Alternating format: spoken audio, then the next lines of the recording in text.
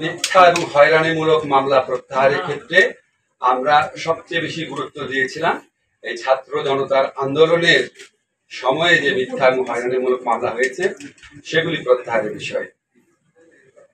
তো আমরা এটা উদ্যোগ নিতে গিয়ে দেখলাম যে আমরা যে বলেছিলাম 3 দিনের মধ্যে করা সম্ভব, আসলে সম্ভব হয় নাই। কারণটা আপনাদের বলি, কারণ এই মামলা প্রত্যাহারের জন্য আমাদের পুলিশের সহযোগিতা প্রয়োজন।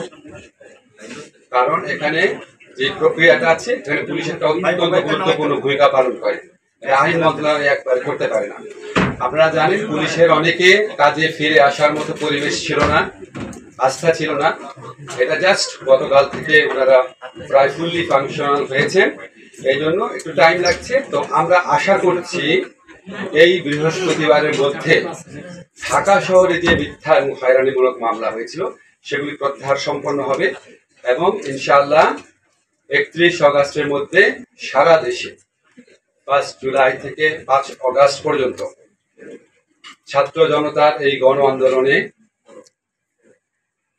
জড়িত, এই গণ আন্দোলনের সাথে নেতৃত্ব দেওয়া, এই গণ আন্দোলনে আপনার আত্মদান করা, এই গণ আন্দোলনে অংশগ্রহণ করা মানুষের বিরুদ্ধে যে মিথ্যা ষড়যন্ত্রমূলক মামলা হয়েছিল সেগুলি 31 অগাস্টের মধ্যে আমরা আশা করছি প্রত্যাহার করা হবে। আমাদের মন্ত্রণালয় যারা আছে তারা দিনে রাতে কাজ করছেন, 7টা 8টা 9টা এবং 10টা পর্যন্ত কাজ করছেন। আমরা আমাদের মতো করবো, কিন্তু এটা শুধুমাত্র আমাদের মন্ত্রণালয়ের ইখতিয়ারাধীন বিষয় না, এটা আমাদের স্বরাষ্ট্র মন্ত্রণালয়ের সাথে কাজ করতে হচ্ছে। তারপর আমরা আত্মবিশ্বাসী 31 অগাস্টের মধ্যে সব মামলা প্রত্যাহার হবে। বৃহস্পতিবারের মধ্যে আশা করছি ঢাকা শহরের মামলাগুলো প্রত্যাহার করা হবে। আপনাদের সাংবাদিক কমিউনিটি, আপনারা সাংবাদিক রোজিনা ইসলামের বিরুদ্ধে জানেন যে কি মিথ্যা মামলা করা হয়েছিল। আপনারা জানেন যে মাহমুদুর রহমান মান্না, আমি এই দুটা উল্লেখ করছি বোঝানোর জন্য আপনাদের যে আমরা কতটা প্রোঅ্যাক্টিভলি কাজ করার চেষ্টা করছি। রোজিনা ইসলামের পাসপোর্ট অলরেডি ফেরত দেওয়া হয়েছে। রোজিনা ইসলাম ও মাহমুদুর রহমানের মামলা আগামীকালই প্রত্যাহারের ব্যবস্থা নেওয়া হবে, ইনশাআল্লাহ আগামীকালের মধ্যে প্রত্যাহার হয়ে যাবে। মাহমুদুর রহমান মান্না, আমি যেটা বলি শেষ করতে দেন।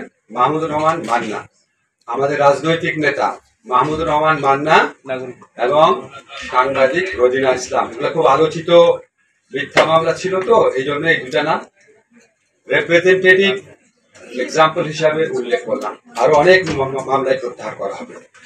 আমরা বিচার বিভাগের সংস্কারের জন্য কিছু উদ্যোগ গ্রহণ করেছি অল্প সময়। এর মধ্যে আমরা মাননীয় প্রধান বিচারপতি সহ আপিল বিভাগে বিচারপতি নিয়োগ দেওয়ার ক্ষেত্রে আইন মন্ত্রণালয়কে যে সহযোগিতামূলক কার্যক্রম করতে হয় সেটা আমরা সম্পন্ন করেছি।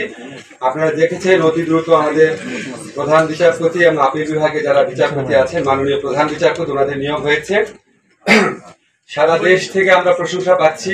আমরা এমন একজন মাননীয় প্রধান বিচারপতি পেয়েছি, তিনি অক্সফোর্ড থেকে পড়াশোনা করেছেন,